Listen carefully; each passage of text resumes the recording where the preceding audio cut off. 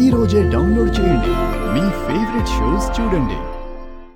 ఇంక వాళ్ళిద్దరూ ఆ పేపర్ల మీద సంతకాలు చేసేస్తే వాళ్ళిద్దరూ గవర్నమెంట్ లెక్కల ప్రకారం భార్యాభర్తలు అయిపోతారు వదినా.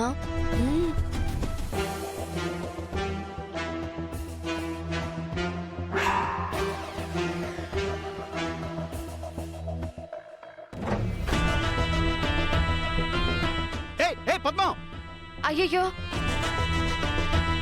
అక్క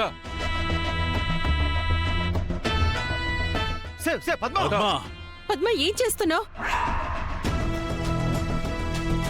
అన్నయ్య, నువ్వు నన్ను కొట్టు చంపే ఆ హక్కు నీకుంది, కానీ వీడి జీవితం మీద హక్కు నాకే ఉంది. దీన్ని కోడలుగా ఎప్పటికీ అంగీకరించను. ఇలాంటి దాంతో నా కొడుకు పెళ్లి రిజిస్ట్రేషన్ ఏంటి? నేను హామీ ఇస్తున్నాను, నువ్వు ఆద్యని పూర్తిగా అర్థం చేసుకున్న రోజు చాలా సంతోషంగా ఉంటావు పద్మ. ఆఫీసర్ ముందు నీ మాట తోసిపుచ్చుతున్నందుకు నన్ను మన్నించన్నయ్యా. నేను ఆద్యని కోడలిగా ఒప్పుకోనట్టే కిషోర్ అన్నయ్య కూడా వీణ్ణి అల్లుడుగా ఒప్పుకోవట్లేదు.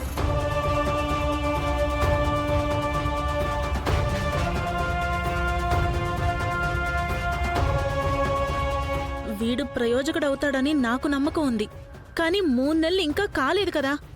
ఈ లోపు ఏవైనా అనుకోని సంఘటనలు జరిగినా మళ్ళీ వీళ్ళిద్దరినీ అధికారికంగా విడగొట్టడానికి కోర్టుల చుట్టూ తిరగాలి.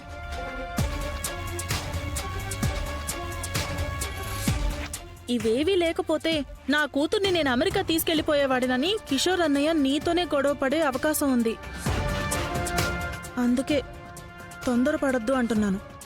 నీ కొడుకు బాగుపడతాడని నీకు నమ్మకం లేదా పద్మ? నాకు నమ్మకం ఉంది, కానీ భవిష్యత్ ఏంటో ఎవరు చూడొచ్చారు. అందుకే వద్దంటున్నాను. అర్థం చేసుకో.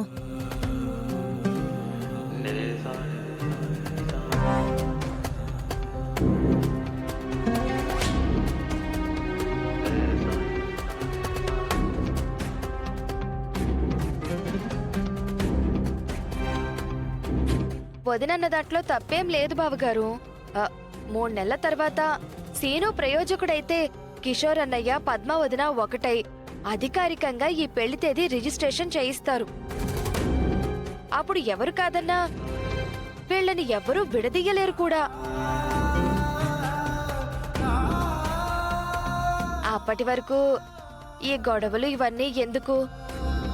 కొంచెం ఆగితే మంచిది కదా. జ్యోతిష్యం చెప్తున్నావా?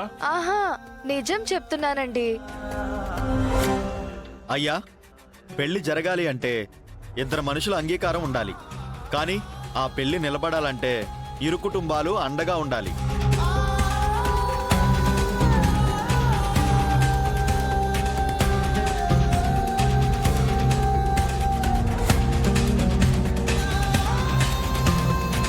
కానీ ఇక్కడ వ్యత్యాసాలు కనపడుతున్నాయి.